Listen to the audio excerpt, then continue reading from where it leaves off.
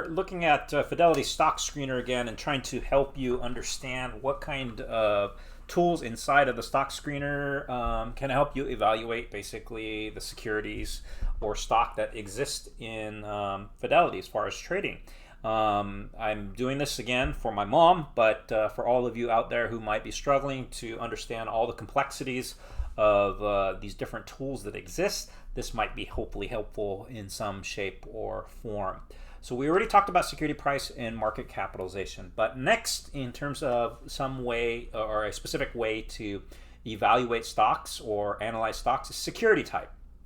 So again, the word security is interchangeable with stock or equities, and basically some stock may be a little bit different from what we think of. So we use the word stock like basically what we assume all companies have, but there are other types of stocks, including depository receipts and also unit trust funds. Now, I'm not an expert in these two, but honestly, I think I can explain them, and so we'll talk about them here in a second. But let's talk about common stock first.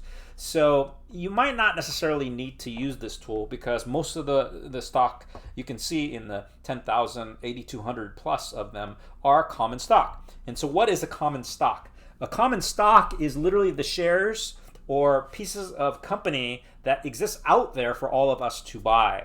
There is another type of stock called preferred stock, which might have better rights or perhaps other benefits that only certain people can actually own. But we won't talk about them here today. We'll just kind of explain today, again, what these general equities or stock are just literally, these are the types of stock that anybody can buy. Now, what's the difference between them and the depository receipts or the unit trust funds? Well, depository receipts are literally almost the same thing, except we're talking about stocks in other countries. So if we click on depository receipts, you will see that there's a lot of companies like at the end like AG and NV and SA, which are typically stocks that are being traded in other countries. So you will also notice that maybe they're in Spanish or German or whatever. But what we are able to do is literally buy these types of stocks on our market, like the Dow Jones or whatever market that we buy our stocks from, except these are stocks that are being traded also in the other markets, but we get kind of a piece of it because they are literally deposited, I believe, in the same exact way. So that's basically what they are. They're just kind of like international stocks that we can take advantage of in our own local markets.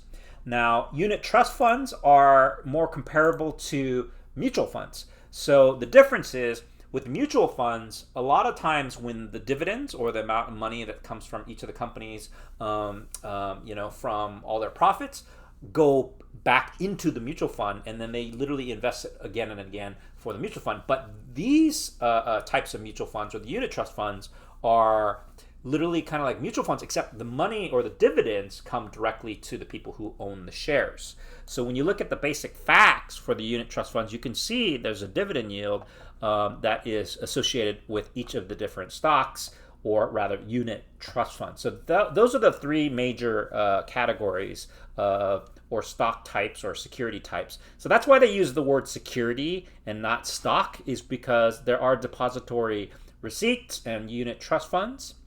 Also, you'll see this four-letter acronym REIT. So REIT or REIT is usually meaning real estate investment trust. And so I believe they're mostly doing this for real estate sakes. So you'll see a lot of different properties that are gathered together. So think of kind of like a mutual fund of properties. So that's what REITs typically are.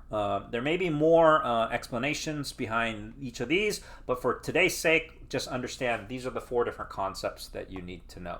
But you can look at them like in terms of, okay, I want to make sure I want to buy stock, or I want to buy international companies, or maybe mutual funds that pay me the dividends. So that's what we can do when it comes to security type as being the criterion that you use in order to find the different ideas and stocks.